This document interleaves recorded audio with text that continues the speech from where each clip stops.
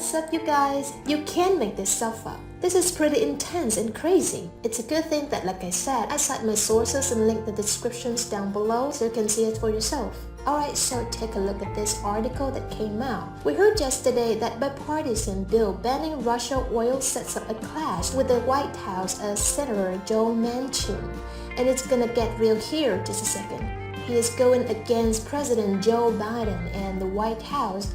The White House said that it does not have a strategic interest in reducing the global supply of energy, and that would raise the prices of gas at the pump for the American people. So they said, we have no strategic plans of doing so, not going to happen. And Joe Manchin says, we need to do this. I'm well aware of the fact that it's gonna be increasing gas prices, but I'm okay with that because we need to take a stand for Ukraine, show Russia that we are against them. He did get some pushback from it.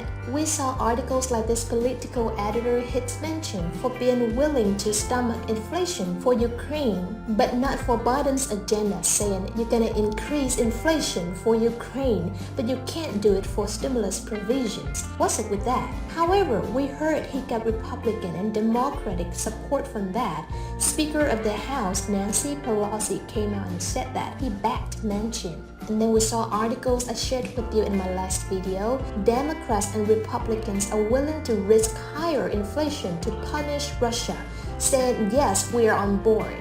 So Manchin leading the charge. We were calling him from the Senate's President Joe Manchin and the way the Senate is structured right now. Those senators have as much power as the president when they're trying to pass things, legislation, through the process of reconciliation, while it doesn't stop there. Take a look at this article just came out 1 hour ago. Biden looking at options to ban Russian oil after bipartisan pressure. The President of the United States following the lead of Senator President Joe Manchin. He's pretty much running things. They're following him now. Hold on, there is more. As you know, President Joe Biden came out in the State of the Union address and he doubted his Build Back Better agenda. He didn't mention the name, saying we're gonna be revamping it, and it's gonna be the Building a Better America. He had his 4 points of economic revitalization, and we heard that Joe Manchin to come out and said, I'm ready to negotiate. He said, all the stuff that Biden said, and I don't know why he said it, but I'm going to take the lead. I'm going to write the bill, and we're gonna make this happen. We heard that Democrats were frustrated with the Manchin's latest pitch on the Build Back Better because it was so scaled down and narrowed down. Joe Manchin taking the lead again. Take a look at this article that recently came out. Progressives said that they're open to Manchin's new framework. So what's the holdup? And the head of the Progressive Caucus, Pramila Jayapal, saying yes, we will follow Manchin's lead taking over Congress in the United States. Because this is absolutely nuts. It really feels like Manchin is starting to take over things, all aspects. The oil, the stimulus. He is guiding himself with the Republicans, but he is part of the Democrats. He's a moderate. Now let's dive into the details of this article. It's how just an hour ago we heard that President Joe Biden is also following the lead of Joe Manchin. Biden looking at the options to ban the Russian oil after bipartisan pressure. After we heard them say there was no strategic plan to do so and they weren't gonna be doing this. The White House Press Secretary Jen Psaki said that President Biden is looking at options to halt Russian oil and natural gas exports after bipartisan pressure from Congress, but only if it can be done without raising gas prices as Russia invades Ukraine. Or a reporter pressed Psaki at her daily briefing about the really broad range of bipartisan support behind legislation to ban Russian oil imports. After hours, Speaker Nancy Pelosi endorsed a push led by Senator Joe Manchin and Lisa Murkowski. We're looking at the options we could take right now to cut the U.S. consumption of Russian energy, but we are very focused on minimizing the impacts to families. If you reduce supply in the global marketplace, you're gonna raise gas prices, Psaki said. You're gonna raise the price of oil, and that is something the president is very mindful of and focused on. Anna Linsky of the Washington Post, however, noted that the Wall Street Journal found companies already reduced Russian oil purchases, possibly meaning that you're not really losing that much by banning Russian oil because nobody is really even buying it. Now, I think that most experts on global markets would say, though, is that reducing global oil supply would have an impact on the price of barrels of oil and ultimately gas prices, Psaki countered. Another reporter asked Psaki if Biden was reluctant to take action against lucrative Russian energy exports because of the Western Euro's reliance on natural gas. We have from the beginning taken steps in coordination with our allies and partners in Europe, and that continues to be the first principle for the president, Psaki said.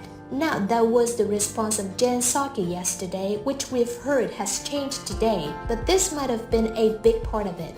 Take a look. Pelosi broke the Biden and said, "I'm more for that. Ban oil coming from Russia." And then after that, we saw others follow as well. Other Democrats were more pointed and said, "It is obvious and apparent that we need to cut it off. I wonder if there's a reason, heaven, and what the blank the reason is," said Senator Jon Tester, a Democrat from NBC News. Now, Psaki also said that we don't have the strategic interest in reducing the global supply of energy. But that, if we look at the publicly available data, it's only about 10% of the imports. So that was yesterday. And today, we're hearing the White House is following other members of Congress that are following Nancy Pelosi, that is following the lead of Senator Joe Manchin. As I mentioned, what we're hearing is going to be building a better America. And he said he's working on it right now. Now, Democrats, we've already seen a little bit of a now light, or a little bit upset at how scaled down this bill actually is. But we're hearing they're following his lead and even progressive Democrats as well. Progressives said they are open to Manchin's new framework. So what's the holdup? The article says he's prepared to restart negotiations over climate and social policy bill that can pass the Senate with only Democrats through the process of reconciliation. So is there any hope for progress? For that to happen, you need two things. First, you need the West Virginia Democrats to take a firm position. Second, other Democrats, including progressives in the House, have to agree on what he wants. And both of these are being fulfilled right now. In a sign of movement, progressives are now signaling a new openness to Manchin's overture, which suggests there is a way forward there. So Senator President Joe Manchin taking the lead, even being followed by President Joe Biden, progressives following his lead on stimulus, all of Congress following his lead on banning oil from Russia. Seems like a lot has been taking place here in the past couple of days ever since that State of the Union address. Congress has been on the move. As always, thank you so much for joining me. Hope this reaches you. Hope that you and your family have a blessed day, and I will catch you in the next one. Take care. God bless.